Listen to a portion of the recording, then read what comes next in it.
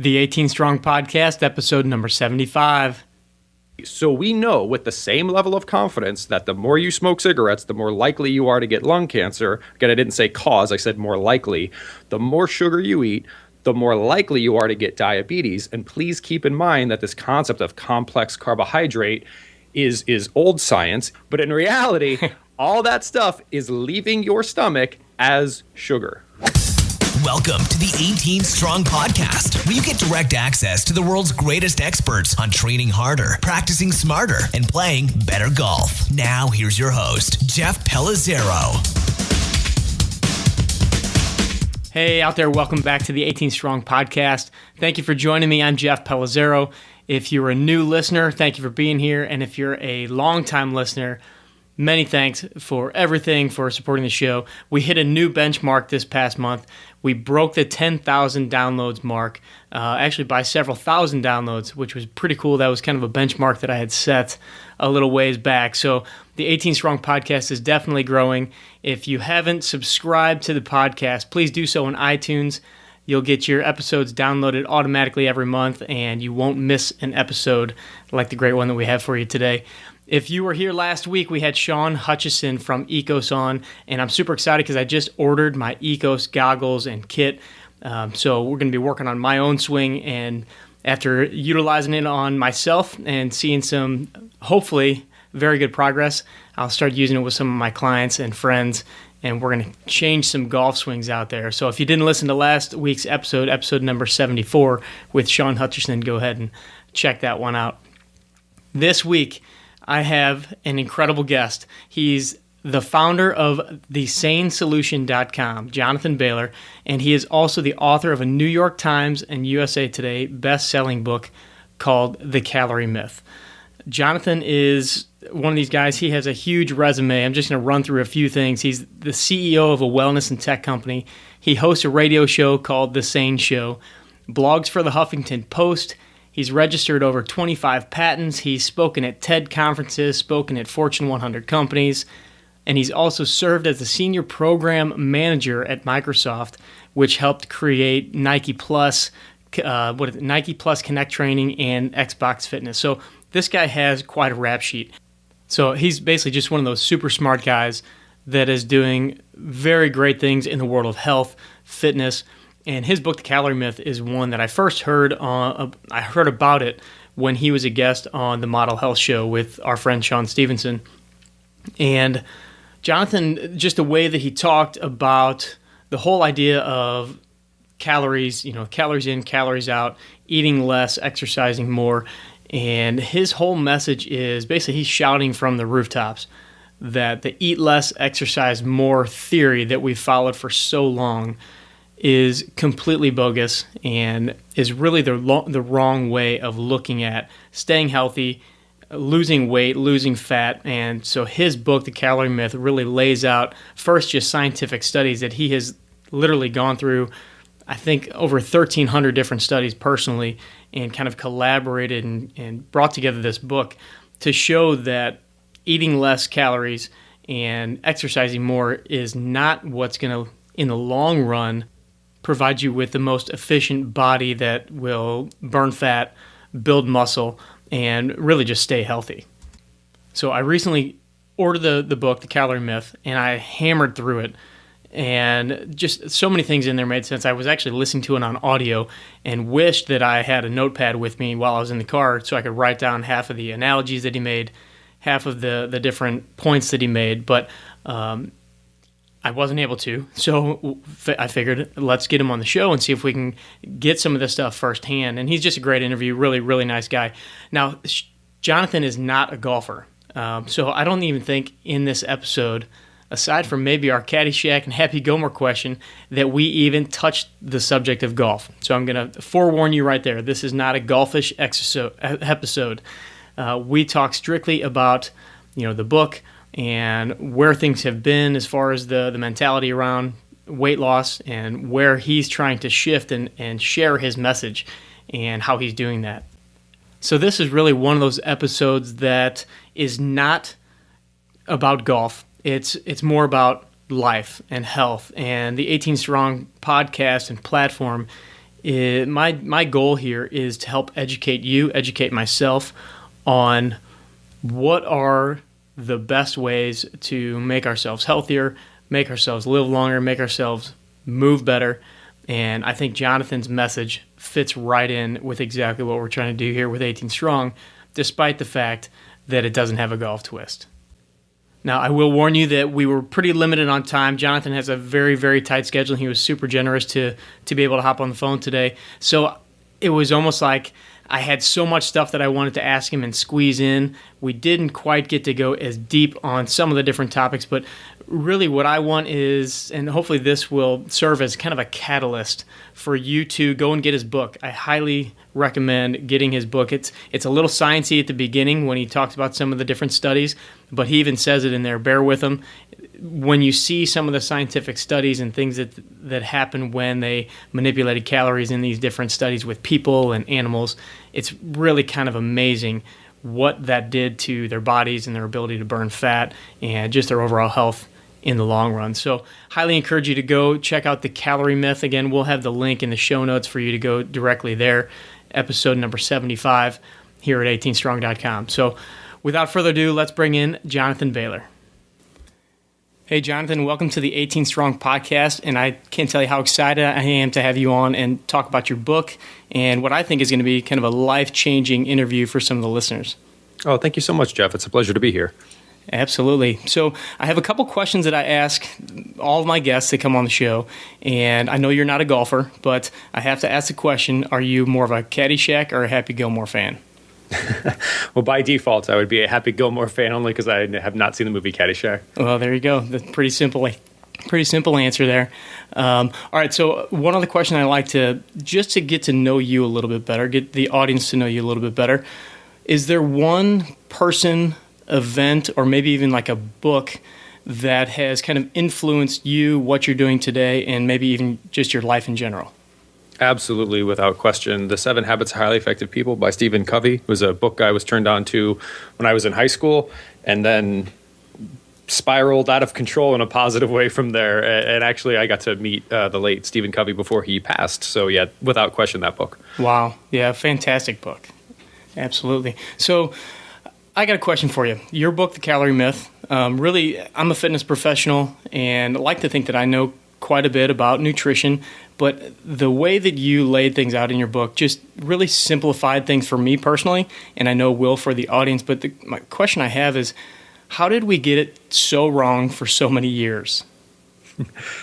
It's a great question, Jeff. And it's not for our, it's in some ways and I've actually never given this answer before, but it's because we didn't try to get it right. So what I mean by that is we come, I'm going to get a little esoteric here for a second, but at the roots there is a bit of a puritanical bent in the country of the United States, right? Where it's like, Protestant work ethic, work hard, so on and so forth. And embedded in that is this idea that obesity is a moral issue. It's caused by gluttony and sloth. So if something's a moral issue, there's no reason to look at it scientifically, right? Right. It's not a scientific question. So if everybody, including scientists, up until around World War II, just accepted overweight and obesity, which actually wasn't really an issue, so it also didn't get looked at from a scientific perspective because very few people were overweight or obese prior to the current 3 generations. It's just not something that we looked at. And then when we looked at it, it got a very cursory examination because it was just like, hey, eat less, exercise more, stop being so lazy and stupid. And by the way, it looks like fat causes heart attacks and that sugar isn't bad for you. And of course, that was wrong. And since then, though, over the past 40 years, we have started to look much more deeply into the science of how the body works. Obviously, obesity and diabetes have become more of an issue. So there has been a motivation to dig into them.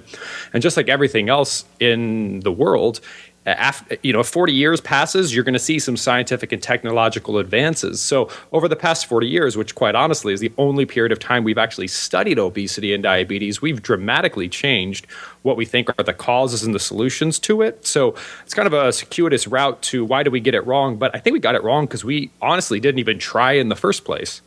That's pretty interesting because it is such kind of a shame and blame you're just not working hard enough. You're just not doing the right things. Just get off your butt and exercise. And I think you're right. And the fitness industry, the diet industry just kind of has escalated that. But, as you've done, obviously gone through tons and tons of research, looking at what the real causes are, we're starting to, or hopefully with your help, starting to shift the direction of what we're seeing as the causes and what we can do to change it.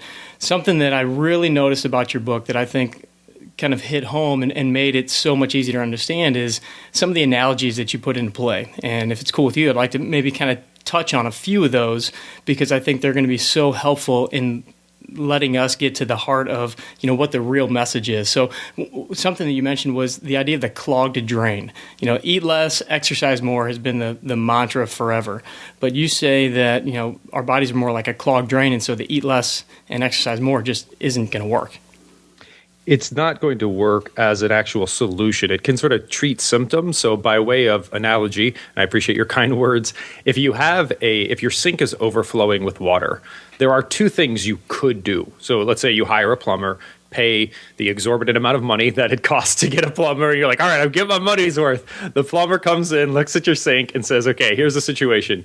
You need to turn your faucet down. If possible, just stop using your faucet. You need less water in. And if you could, here's a teaspoon, just kind of spend an hour a day bailing some water out. It'll make the water level fall because now you got more water coming out.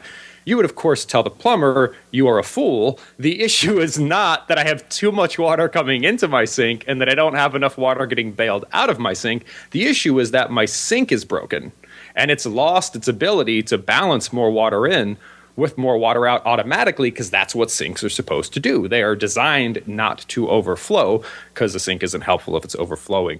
So similarly, the body doesn't want to be, again, this kind of gets back to the puritanical people are fundamentally flawed mindset. The body isn't stupid. It's not like the body is, if left unchecked, the body wants to become obese. No, the body doesn't want to be obese any more than it wants cancer or any more than it wants heart disease, right? Every single evolutionary or design, whatever you want to believe, thing points to the fact that we are optimized to not die.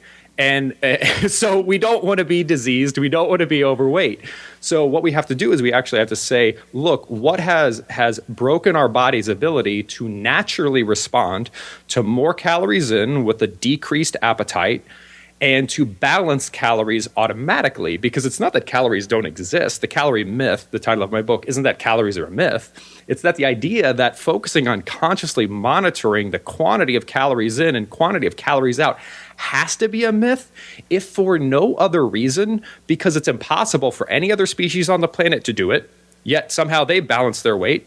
And it was impossible for people to do it up until about the 1970s, because we didn't even know what a calorie was, yet somehow we stayed in energy balance. So how's that work? Yeah, and it kind of seems like when we started learning about calories, counting calories, almost synonymously is kind of when we see the rise of obesity in our society too. And the reason for that, Jeff, you hit the nail on the head there, is that by focusing on calories, we fundamentally changed the focus from food to calories, right? We don't actually think, or in many cases, eat food anymore. We think about calories and we eat, quote unquote, calories. In fact, if you look at the average American, we get 40 to 60% of our energy from things which aren't food, things that are packaged and processed. But when we think in terms of calories, you walk into McDonald's and you look at their healthy menu is defined by that which has fewer than a certain number of calories. Well, to put that into perspective, cocaine doesn't have any calories in it. Neither does cigarettes. That doesn't mean it's good for you and doesn't mean we should put it into our body. Whereas we all know there are things like salmon and avocados that have calories in them, but they're not bad for us. They're very good for us. So as we start to think about calories, we shifted away from eating actual food, which is what keeps our sink unclogged. And we started focusing on toxic stuff that our body isn't designed to handle. So it's a little bit like putting hair in your sink. When you put things that don't belong in a system, the system breaks. And by focusing on calories, we've lost sight of what actually needs to go into our body, which is food. And instead, we focused on low-calorie edible products. Yeah, and it seems like there's been, a capitalization on that term calories from different food companies and things like that, where, you see the little 100 calories or less bag of cookies or crackers, or I hate to say it, you see Oprah on TV now talking about, I love bread, and if I just eat a little bit of bread every day, that message to me, and according to your book, is just kind of totally on the wrong side of the spectrum, where it's those whole foods that are really going to help unclog that system. That's exactly right. And in fact, Oprah's message is unfortunately toxic on many levels because, let's be clear, poison is dose dependent, right? We know that. Will smoking one cigarette per month cause you to have lung cancer? Probably not. Does that mean Oprah should get on television and be like, I just focus on smoking one cigarette per month, right? The problem is not only that cigarettes are just objectively bad for you and we should avoid them as much as we can, but the reason, for example, we would never give our children cigarettes is because we know that cigarettes are addictive and that they do permanent damage. The problem with things like bread, aka sugar, because when it leaves your stomach, it's all glucose, is that it is toxic and it is addictive, and it stimulates your appetite. So it is true that you could say to someone who's a recovering alcoholic, hey, just have one drink per week. But then we'd say it's probably some toxic advice. Someone who's struggled with overweight their entire life and is listening to a Weight Watchers type program is kind of like a food alcoholic. So telling them to eat just a little bit of bread per week is equally toxic. Yeah, you mentioned that the science is now showing us that sugars, these starchy-based foods, are really linked to diabetes and all the degenerative issues that we're struggling with now. And the way you put it was basically sugar and starches are to diabetes and chronic disease as cigarettes are to lung cancer. That's exactly right. In science, especially involving what you put into your body, we can almost never prove perfect causality. There's just too many variables. But we can show really, really, really, really strong correlations. So, for example, cigarettes have never actually, and this is going to sound crazy, but they've never actually been proven in a true scientific sense to cause lung cancer. However, the correlations across numerous studies in every possible statistical analysis you could ever do has shown us with a level of certainty, or as high a certainty as we can get for questions like this, that cigarettes basically cause lung cancer. With the same level of certainty, the scientific community has now established that sugar causes diabetes. So we know with the same level of confidence that the more you smoke cigarettes, the more likely you are to get lung cancer. Again, I didn't say cause, I said more likely. The more sugar you eat, the more likely you are to get diabetes. And please keep in mind that this concept of complex carbohydrate is old science. It means long chain of sugar. It's still sugar. We fill up our breakfast with that healthy bowl of cereal because we think we're doing something good instead of just eating the Apple Jacks. But in reality, all that stuff is leaving your stomach as sugar. Right. And so let's talk a little bit about the solution then, because I know I've got clients, I've had people that I work with in the past, and they're like, yeah, but I think I really just need to kind of cut down on my portion size. I know I need to just kind of back off on how much I'm eating. But what you say is eat more, exercise less, but do it in the right way. Yeah, so here's why portion size kind of works. If 60% or more of what the average American is eating is toxic, eating less of that overall is good. It's like smoking one pack of cigarettes per day versus smoking two. The problem is, unlike smoking, we have to eat.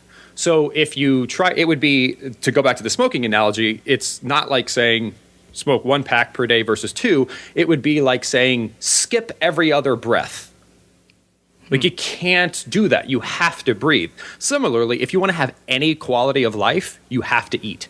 Trying to go through life hungry is no fun. So if you're okay with going through life hungry, let's be very clear. Every 5 years, some college professor eats a 1,200 calorie McDonald's diet and is like, look, I ate Twinkies for 12 weeks and I lost weight. That's true. And you know what? There's all kinds of Coke addicts who are like, look, I take a bunch of cocaine and I lost weight. And that's true. It doesn't mean it's good for you and it doesn't mean you should do it. So there's a new diet book for you right there. The cocaine there you go. Well, I think that diet book's actually circulating in Hollywood circles already. But the fact of the matter is, of course, starvation can cause weight loss. But what we're interested in is not temporary weight loss and a junk quality of life. I think what we're interested in is optimal performance, having a great life, being full and satisfied.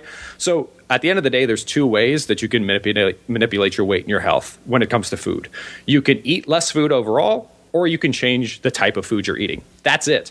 And all we're saying is that instead of eating less overall, focus on changing the type of food you're eating. And what that does is actually change the way your brain, hormones, and digestive system work, such that your brain will automatically regulate the amount of food you eat, just like it did prior to the obesity epidemic. And that way you never have to be hungry, and you can enjoy your life, and you can lose weight.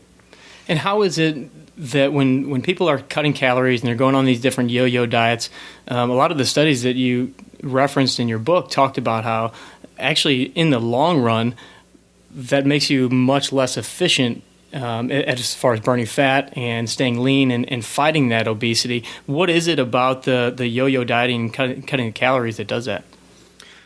As your intuition would suggest, when your body's starving, it doesn't like that, right? There's going to be a bunch of survival instincts kicking in saying, holy moly, I have an energy shortage. This is a problem. Like, I could starve to death. So your body's going to make changes. It's going to slow your brain down. That's why you feel mentally foggy and crabby when people traditionally go on diets. That's why people get cold. That's why they have less energy. So at the end of the day, your body just slows down. Now, if your body has slowed down, if you ever stop starving yourself, you now have a body that is essentially burning fewer calories at a baseline that is now eating the same amount of calories you used to eat, which that will lead to an energy imbalance, because you're essentially programming your body every time you diet to say, look, calories are in short supply. Energy is in short supply. Whenever you get energy, please hold on to it and please don't burn it off, because who knows when we're going to have another shortage. So yo-yo dieting, this is why I say it's literally better to not, like, it would be better to be overweight and to not do conventional dieting.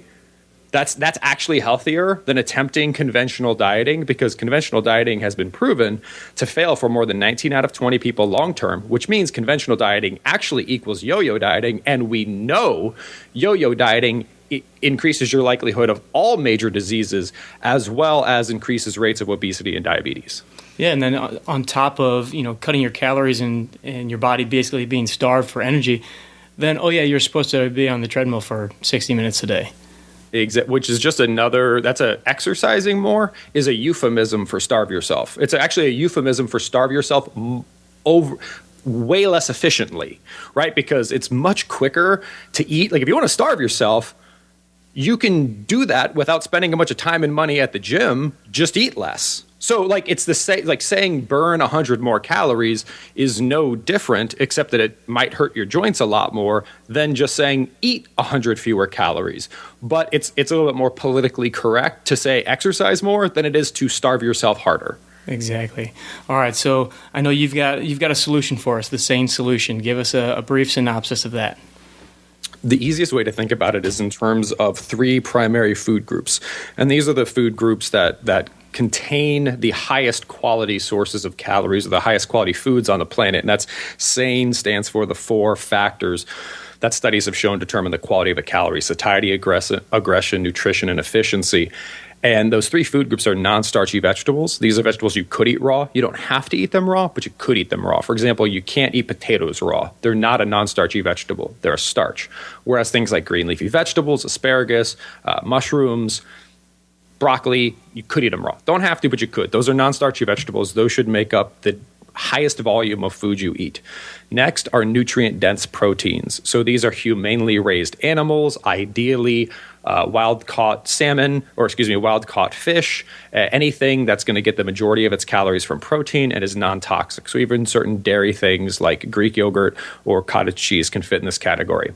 And then you want to get the balance of your calories. This is where you're actually going to get most of your calories from. The third category, which is whole food fats. So these are foods that get the majority of their calories from fats, and it's an entire food. So something like an egg, something like nuts and seeds. So if you just eat in that order, non-starchy vegetables,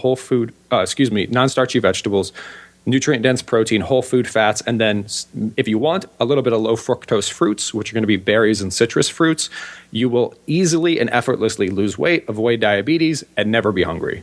Awesome. Jonathan, I know your time is limited, my friend. Any last pieces of advice that you could give the audience and tell them where they can find you and more about the Sane Solution and all the resources you have there?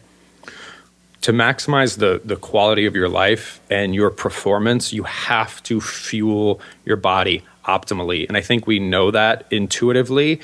So saying I'm just going, like if you have a high performance car, saying it's not running well, so I'm just going to put less gasoline in it, it just does not work, right? We have to make sure we maximize the quality of fuel we're putting in our body. So that's it. You have to choose between saying less fuel overall or improve the quality of fuel. I would urge you, because I know you have important work to do in this world, to focus on improving the quality of the fuel. And if you want to learn specifically how to do that, we have amazing free food lists and a 6-step blueprint that you can download at Sane Solution, singular, not solutions, sanesolution.com. Awesome. I will link all that up in the show notes. You've got great cheat sheets and resources there. So really appreciate your time today. You guys are doing great stuff. I'm also going to put in your TED Talk in the show notes, which was amazing. So thank you again for coming on the show. Thank you so much, Jeff. It's been a pleasure to be here. Awesome.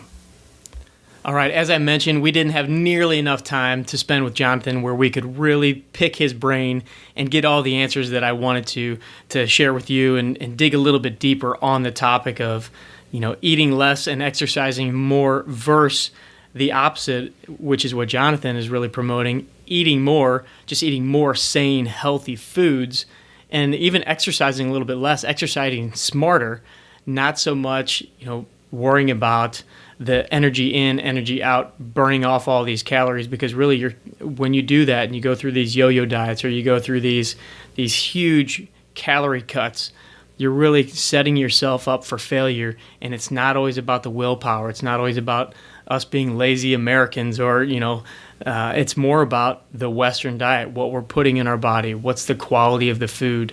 So paying attention to that stuff, paying attention to what you're eating, when you're eating it, and making sure that you're fueling your body properly, exercising in smart ways, which is hopefully what we're helping you to do with our content here and the people that we bring on, and doing it in a much more efficient fashion so you can live longer, you can play better, you can feel better, and all these things obviously are going to play into having a much better golf game. If you want to get the show notes for this episode, just head over to 18strong.com, look up episode number 75, or search for Jonathan in the sidebar. You'll be able to find it right there. I'm going to have in all the ways to contact him to get the Calorie Myth, the book, and I'll even throw in his TED Talk, which is a great summary and gives you a little more background on him and his insights, and so you can kind of get to know him and see him. Again, great episode, great guy. Really appreciate the work that he's doing and the message that he's spreading. It falls right in line with what we're doing here. Thanks again for joining me on the 18 Strong podcast. As always, I'm Jeff Pellizzero. Train hard, practice smart, and play better golf. Thanks for listening to the 18 Strong podcast at www.18strong.com. And remember, train hard, practice smart, and play better golf.